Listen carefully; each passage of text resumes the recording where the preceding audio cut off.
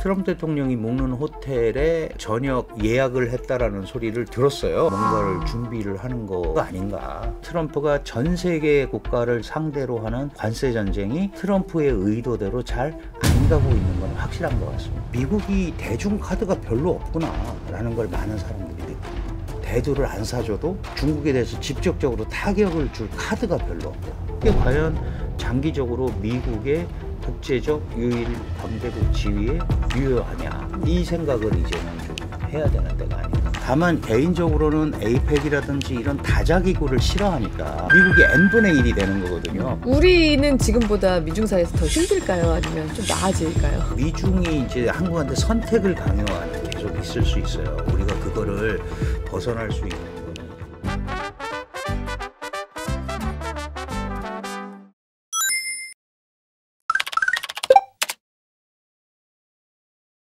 미중 회담을 하고 뭐 공동선언이나 기자회견이나 할 수도 있고 지금 전혀 모르겠어요. 네네. 공식 만찬을 할지도 모르겠고 어쨌든 공식 만찬을 한다라는 거는 이제 흐름을 잡아서 갔다는 거니까 뭔가 협력하는 분위기로 간다라는 그런 메시지를 주는 거잖아요.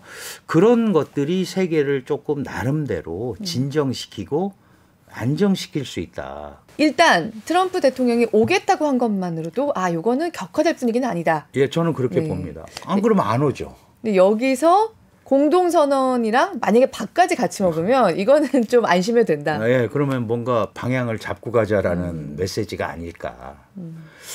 미확인이고 확인할 수도 없고 또 바뀔 수도 있는 건데 트럼프 대통령이 묵는 호텔에 그 저녁을 예약을 했다라는 소리를 들었어요. 네. 그러니까 그러면 그게 예를 들어서 한미 회담을 하면 한국이 밥을 사야 되는 네. 건데 네, 트럼프 대통령 쪽에서 예약을 했다. 자기가 했으니까 뭔가를 준비를 하는 거는 같은 거 아닌가.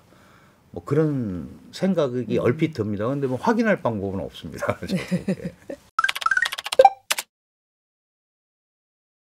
사실 트럼프 대통령은 취임하면서 얘기를 했잖아요. 자기가 우크라이나 러시아 전쟁을 빨리 종식을 시키고 사실은 다른 주변을 다 마련한 다음에 모든 역량을 집중해서 중국을 압박하려는 계획을 갖고 있었어요.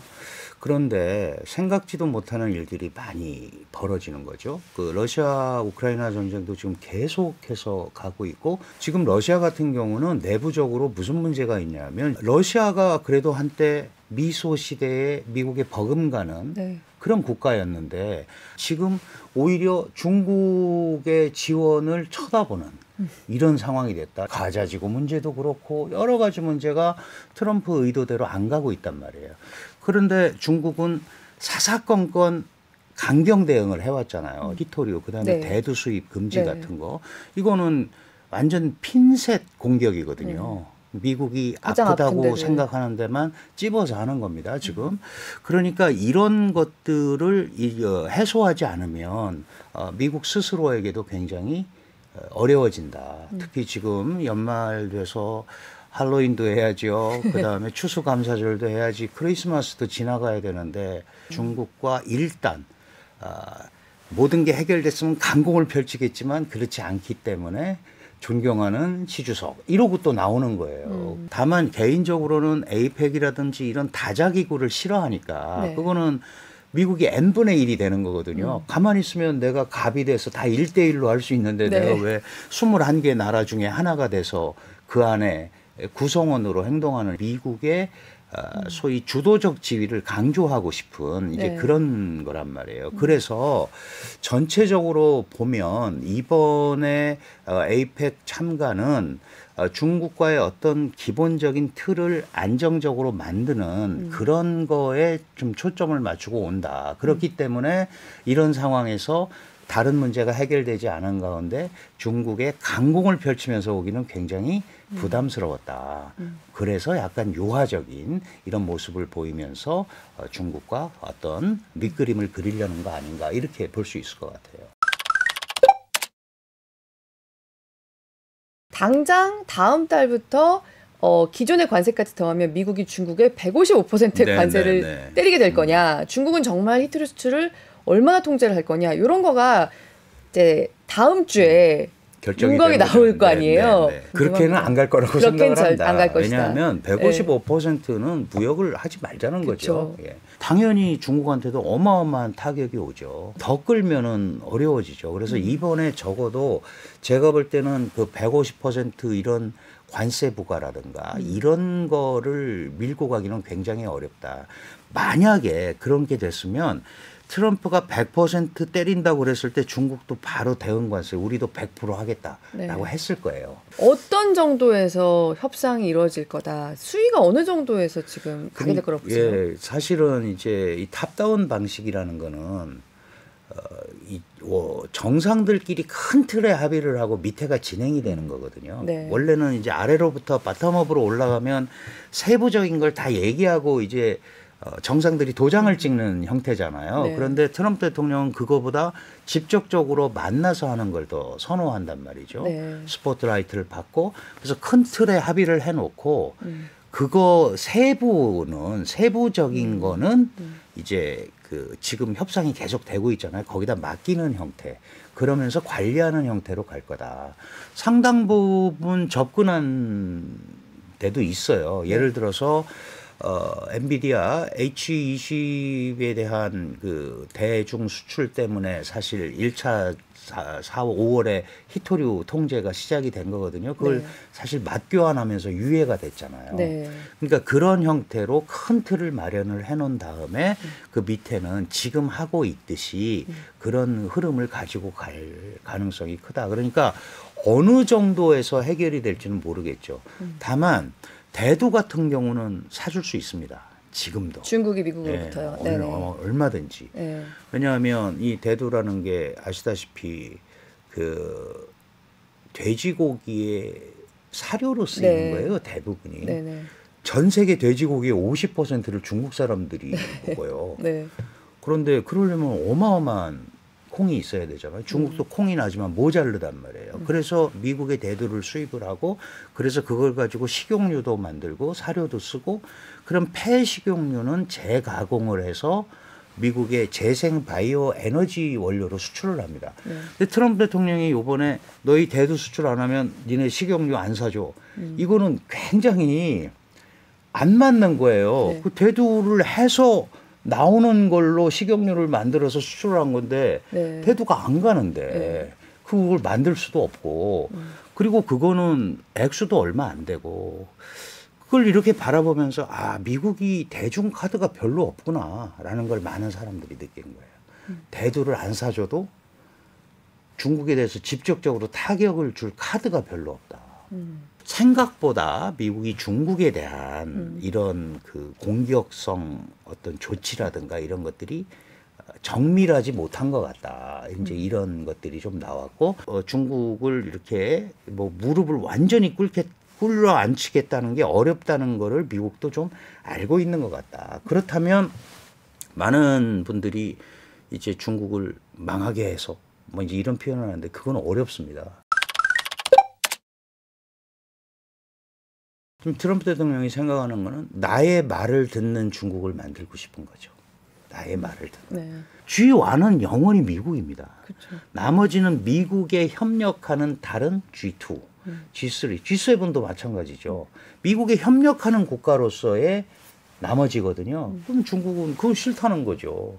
미국이 질서를 일부 제정하는 것처럼 자기들도 새로운 질서의 제정자가 되겠다라는 꿈을 가지고 있는 거거든요. 그런데 그거를 자꾸 나를 압박해서 밑으로 들어와 지금 특히 삼연임에서 미국에 버금가는 국가를 만들겠다고 선언한 시진핑한테는 그런 것들을 받아들이는 순간 더 이상 중국 자신의, 내부가 제대로 자기 위주로 움직이기가 어렵다라는 걸 알고 있는 겁니다. 그래서 이번에는 큰 틀의 합의를 하고 이제 후속 협상을 진행을 하면서 전 세계적으로 미중이 상황을 관리한다라는 메시지를 주는 정도의 어떤 흐름이 나오지 않을까 이렇게 판단을 합니다. 트럼프 2기가 시작되고 나서 중국만 때리면 지금 트럼프가 원하는 대로 할 수 있을지 모르겠는데 전 세계를 상대로 이렇게 선전포고를 하듯이 하니까 오히려 뜻대로 잘 안 될 거다 이런 관측이 많았어요. 10월 현재까지만 보면 사실 조금 그런 모습이 나타나고 있는 거 아닌가 싶거든요. 실제로 그렇죠. 왜냐하면 한 곳에 화력을 집중해도 중국이 예전의 중국이 아니거든요. 네. 그런데 트럼프 대통령은 1기를 마치고 민주당 바이든 대통령한테 이제 권력을 뺏겼잖아요. 네. 정권을 뺏기고 다시 회복이 됐으니까 아직도 예전에 자신이 하지 못했던 것들을 강력하게 밀어붙이고 싶은 생각이 있었던 것 같아요. 그런데 그게 중국이 예전의 중국이 아닌 만큼 커졌고 다루기가 더 어려워졌어요. 그런데 재정 적자를 감소시켜야 되고 미국의 연방에 그다음에 제조업의 부활을 하려고 그러면 중국 하나만 갖고는 안 되는 거죠. 그러니까 전 세계적인 관세 전쟁을 하겠다고 선포를 한 거죠. 네. 그러다 보니까 동맹이건 뭐건 뭐 가릴 게 없어졌던 거고 그러면 지금 트럼프 1기 때와 지금은 많이 달라졌잖아요. 그리고 중국의 영향력이 더 커졌어요. 그때보다. 지금 월드뱅크 통계에 의하면 중국이 제1 무역 상대국인 나라가 전 세계에서 150개 정도 됩니다. 미국이 그런 데가 50개가 안 돼요. 그러면 결국은 이게 제조업이나 무역 의존도나 이런 게 역전이 돼 있는 상태예요. 대부분의 국가가 중국과 연계가 훨씬 더 강하단 말이죠. 여기를 가지고 전 세계를 대상으로 거의 관세 제국주의라고 할 만한 이걸 하다 보니까 생각하지 못했던 문제들이 너무 많이 파생이 된 거죠. 그러니까 그런 거 수습하다가 보니까 중국한테 화력도 집중을 못하는 거예요. 러우 전쟁도 똑같습니다. 사실 러시아 우크라이나 전쟁이 빨리 끝나면 중국은 무슨 생각을 하겠어요. 이제 모든 화력이 우리한테 집중되겠구나. 네. 그럼 속으로 어때요?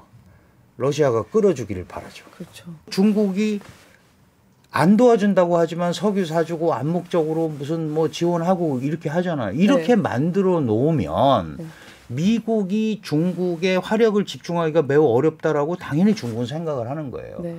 그러면 그 전까지 가기도 전에 지금 트럼프가 전 세계 국가를 상대로 하는 관세 전쟁이 트럼프의 의도대로 잘 안 가고 있는 건 확실한 것 같습니다. 지금 트럼프 대통령은 WTO 체제 무용론을 얘기하면서 TPP고 뭐건 다 필요 없다라고 얘기하는 입장이고 네. 미국이 중심에 서서 다 1대1로 하면 된다라는 거고 요 틈에 중국은 RCEP이라든가 이런 다자 체제를 가지고 움직이는 게 인류 번영 발전에 훨씬 좋다. 그 바뀐 거예요. 우리가 알고 있던 자유, 연대 뭐 이런 거를 강조하는 다자 질서를 강조하는 미국의 역할을 지금 중국이 하려고 그러는 거죠. 이게 보통 아이러니가 아닌 거죠.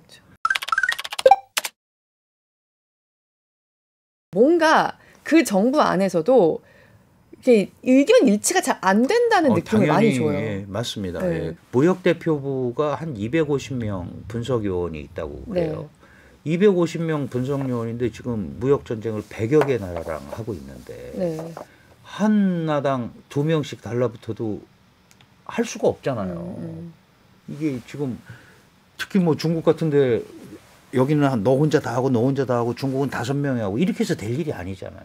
인력도 없고 백데이터도 없는데 일방적인 정책을 펼치다 보니까 각국에서 나타나는 현상들이 전부 다르게 나타나고 일부는 매우 민족주의적인 저항이 나타나기도 하고 그래도 우리는 믿을 데가 미국밖에 없어 그러고 미국 말을 듣는 데도 나타나고 근데 쭉 가면서 보니까 안 듣는 데가 많이 있고 속된 말로 버티기에 들어간 데도 있더라. 뭐 한국이 예를 들면 대표적으로 그렇게 지금 보여지고 있잖아요. 그런데 보니까 미국이 더 뭐 세게 못하는 것 같아. 이제 이렇게 확산이 되면 미국의 이런 어떤 관세 정책이라든가 이런 것들이 그 미국의 생각대로 가기가 매우 어려울 수도 있는 거죠.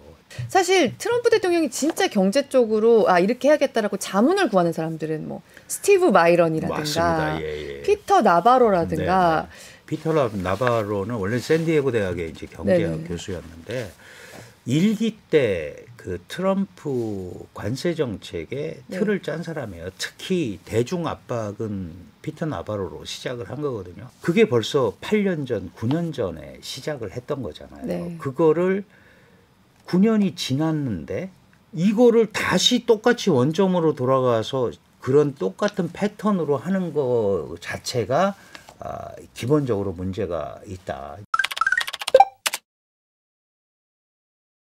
미국이 뭐 잘했다 못했다 이런 게 아니고 네. 정책적으로 네.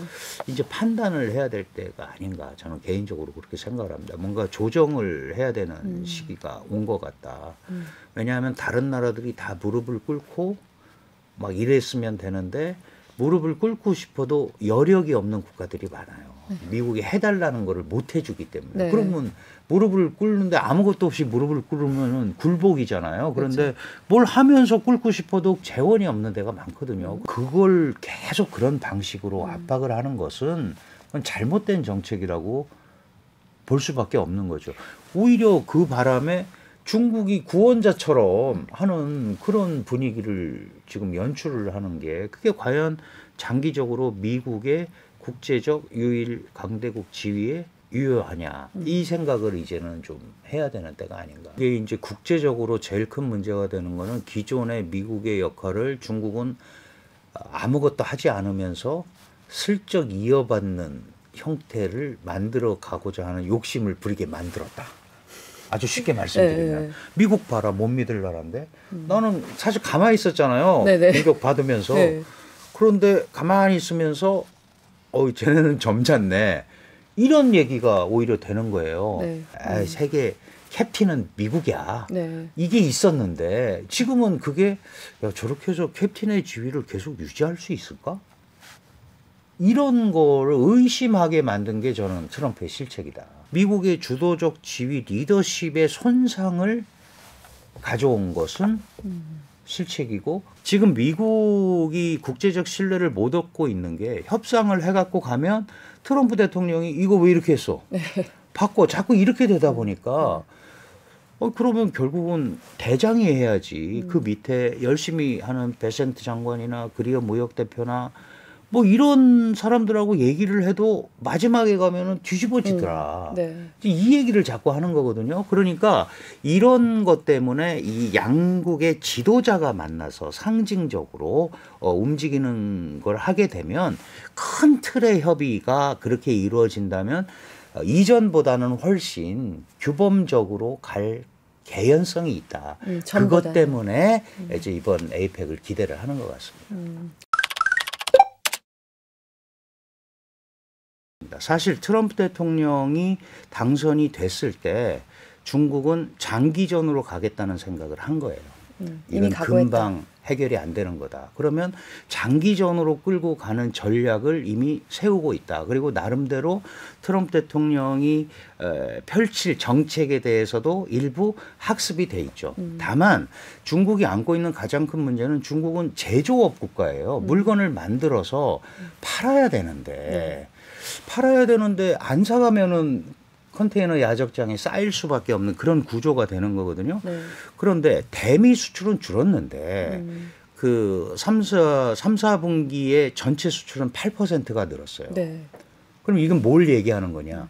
꼭 미국이 아니라도 메이드 인 차이나가 가지고 있는 가성비 가격 경쟁력이 있다. 이제는 조금 공세적으로 갈 필요가 있는 거 아니냐. 실제로 시진핑 주석도 그런 얘기를 했어요. 우리가 트럼프 1기 4년도 버텼고 바이든은 우리한테 우호적이었냐. 그렇지 않았다. 바이든. 전략물자나 이런 데 대해서는 오히려 트럼프보다는 더 정확하게 우리를 꼬집어서 했지만 우리가 버텼다.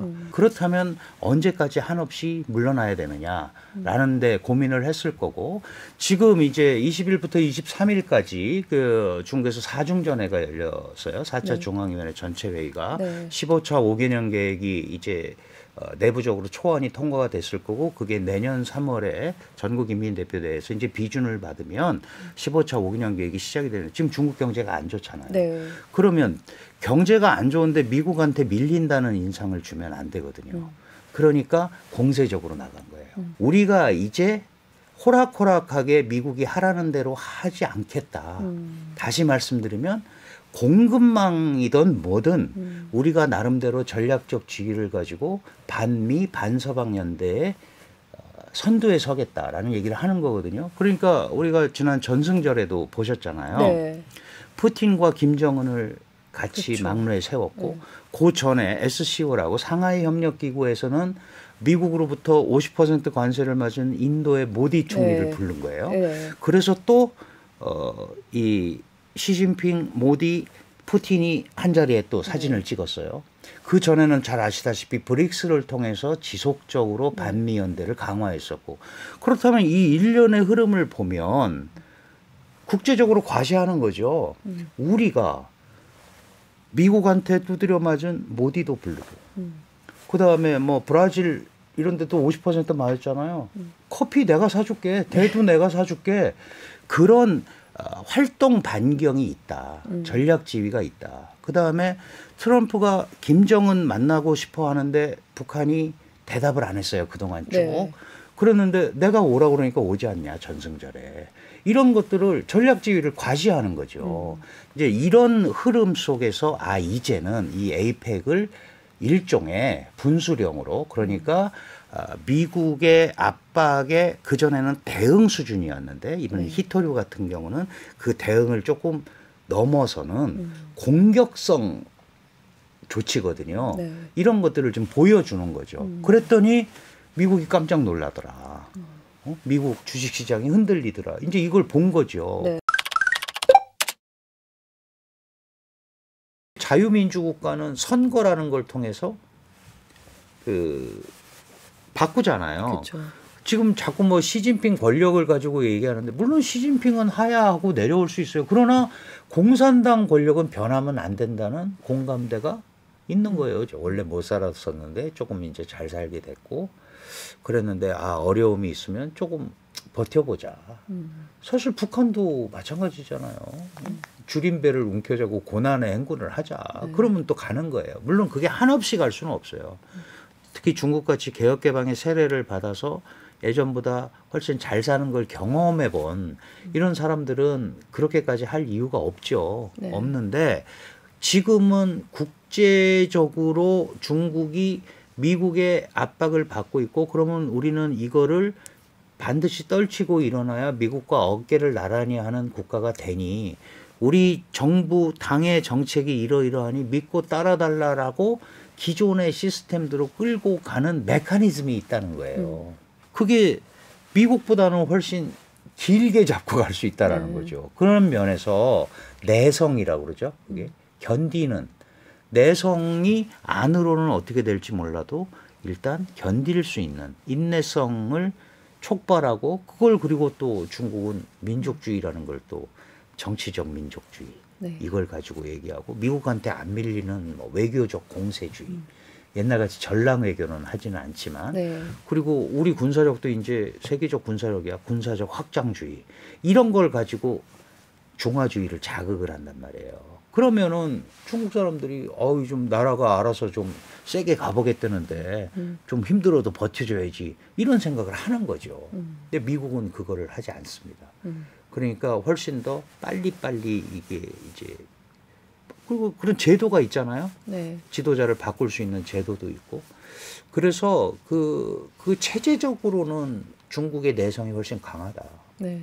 급하지만 그리고 힘들지만 내성이 강하고 핑계댈 때가 있다. 미국 때문에 그렇다.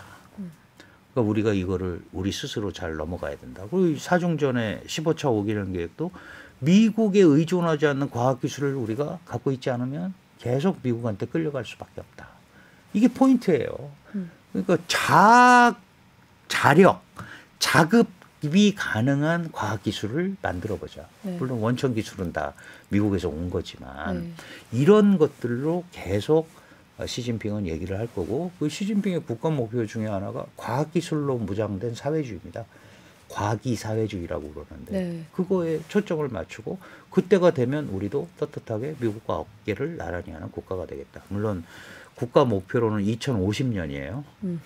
세계에서 가장 영향력을 갖고 있는 국가로 가겠다. 그런 게 큰 그림을 준 거죠. 국민들한테. 내년엔 중간선거 있는데 올해가 조금 애매하게 지나간 느낌이에요. 트럼프 입장에서는.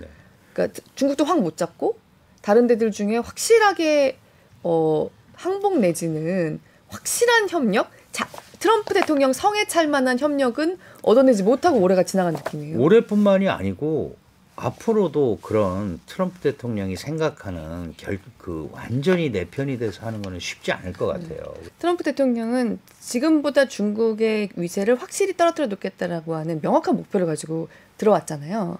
트럼프 대통령의 임기가 끝날 때 중국이 지금보다 위상이 더 작아진 국가가 돼 있을까 아니면 어떤 곳이 돼 있을까? 예, 어떻게 예상해 볼 수 있을까요? 중국은 아직도 이머징이에요. 아직도 그 성장 잠재력이 많이 있는 국가거든요. 지도자와 그 정부가 잘하면 그 잠재력을 끌어낼 수 있는데 그거는 이제 중국의 몫인 거겠죠. 그런데 지금 트럼프 대통령 벌써 이제 1년이 가고 내년 중간 선거까지는 또 그렇게 가야 되고 중간 선거가 지나면 미국 정치의 핵심은 우리도 마찬가지지만 일종의 레임덕 현상들이 나타나고 그다음에 새로운 선거전이 시작이 된단 말이죠. 근데 중국은 상대적으로 그거에 비해서 훨씬 더 안정적으로 끌고 갈 수 있거든요. 적어도 AI 시대 4차 혁명 시대에 그런 분야에 대해서 중국의 영향력이 감소된다거나 이러기는 쉽지 않을 것 같다. 5%가 되네 안 되네를 갖고 엄청 따지지만 5%면 엄청나게 성장하는 거거든요. 그쵸. 중국은 완만하지만 성장세를 계속 갈 수밖에 없다. 그러면 이제 미국도 그렇게 하겠죠. 그러면 그런 중국을 완전히 끌어안쳐서 망하게 하겠다. 이런 전략은 통하지 않을 거다라고 저는 판단을 하고 협력자가 될지 안 될지는 그거는 이제 그 상황에 따라서 달라질 건데 중국의 대졸자가 1,200만 명이에요. 근데 그중에 1년에 이공계 전공자가 1년에 1,200만 명이 졸업을 하는데 600만 명이 이공계 전공자입니다. 그러니까 이거는 사람 투입하고 국가가 돈을 투입하면 과학기술은 발전하게 돼 있어요. 미국이 생각하는 것만큼 중국의 역량이 약해지거나 그런 일은 적어도 트럼프 임기 내에 그렇게 심하게 벌어지지는 않을 것 같습니다.